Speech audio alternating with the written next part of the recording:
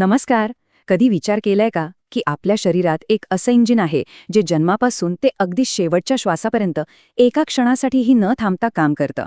हो. चला तर मग आज आपण आपल्या शरीराच्या ह्याच अद्भुत पंपाबद्दल म्हणजे आपल्या हृदयाबद्दल जाणून घेऊया. तर ही जी आकृती समोर दिसते ना, हा जणू काही आपल्या हृदयाचा नकाशाच आहे. आणि ह्याच नकाशाच्या मदतीने आपण हृदयाच्या आत एक छोटीशी टूर करणार आहोत आणि रक्ताचा संपूर्ण प्रवास अगदी जवळून अनुभवणार आहोत. अगदी सोप्या भाषेत सांगायचं झालं तर हृदय म्हणजे एक शक्तिशाली पंप. याचं एकच आणि सगळ्यात महत्त्वाचं काम आहे शरीराच्या अगदी प्रत्येक भागापर्यंत रक्त पोहोचवणं आणि तिथून ते परत गोळा करणं. चला तर मग आता आपण थेट या प्रवासाला सुरुवात करूया. कल्पना करा की आपण रक्ताच्या एका थेंबासोबत निघालो आहोत आणि त्याचा संपूर्ण शरीरातील प्रवास अनुभवतोय. बघूया तरी तो पुन्हा हृदयापर्यंत कसा पोचतो ते.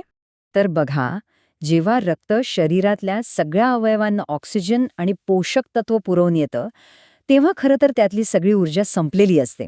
म्हणून मग नव्याने ऊर्जा भरण्यासाठी किंवा रिचार्ज होण्यासाठी ते परत हृदयाकडे येतं. तर या प्रवासातला पहिला थांबा म्हणजे हृदयाचा उजवा कप्पा. शरीरातून परत आलेलं हे जे कमी ऑक्सिजनचं रक्त आहे ना, ते सगळ्यात आधी इथे म्हणजे उजव्या अलिंदमध्ये येऊन जमा होतं. आता इथून पुढे काय होतं तर हृदय हे रक्त उजव्या निलयामार्फत एका छोट्याशा पण खूप महत्त्वाच्या प्रवासावर पाठवतं. आणि हा प्रवास असतो थेट फुफ्फुसांपर्यंत, जिथे रक्ताला मिळतो भरपूर ऑक्सिजन आणि ते पुन्हा एकदा ताजंतवानं होतं. आता ऑक्सिजनने भरलेलं हे ताजं शुद्ध रक्त परत हृदयाकडे येतं, पण यावेळी ते येतं हृदयाच्या डाव्या बाजूला म्हणजेच डाव्या अलिंदमध्ये. आणि आता ते आपल्या खऱ्या मोठ्या प्रवासासाठी अगदी तयार आहे.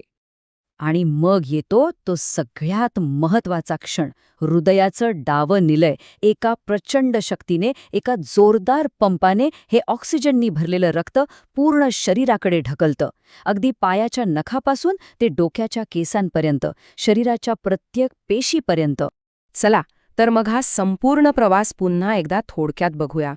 रक्त शरीरातून येतं उजव्या अलिंदात, तिथून जातं उजव्या निल्यात, मग फुफ्फुसांमध्ये ऑक्सिजन घेण्यासाठी, तिथून परत येतं डाव्या अलिंदात आणि मग डाव्या निल्यातून पूर्ण शक्तीने पुन्हा शरीराकडे. आणि हे चक्र अविरत न थांबता सुरूच राहतं. हाच तो आपला जीवनप्रवाह.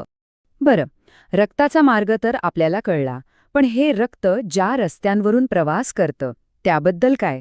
चला आता आपण शरीरातल्या ह्या हायवेबद्दल म्हणजे रक्तवाहिन्यांबद्दल जाणून घेऊया. तर बघा, आपल्या शरीरात रक्तवाहिन्यांचे दोन मुख्य प्रकार आहेत.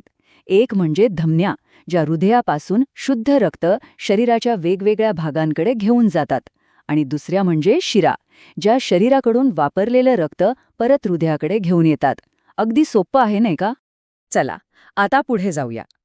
हे जे काही पंपिंग आणि रक्ताचं येणं जाणं सतत सुरू असतं, त्यातून एक विशिष्ट आवाज तयार होतो, एक ताल तयार होतो, जो आपल्या सर्वांच्या ओळखीचा आहे. तो म्हणजे हृदयाचे ठोके. आणि हाच ताल, हेच ठोके ऐकून डॉक्टर आपल्या हृदयाच्या आरोग्याबद्दल अंदाज लावतात. त्यासाठी ते जे उपकरण वापरतात त्याला म्हणतात स्टेथोस्कोप. तर मग हा हृदयाचा सामान्य ताल किती असतो?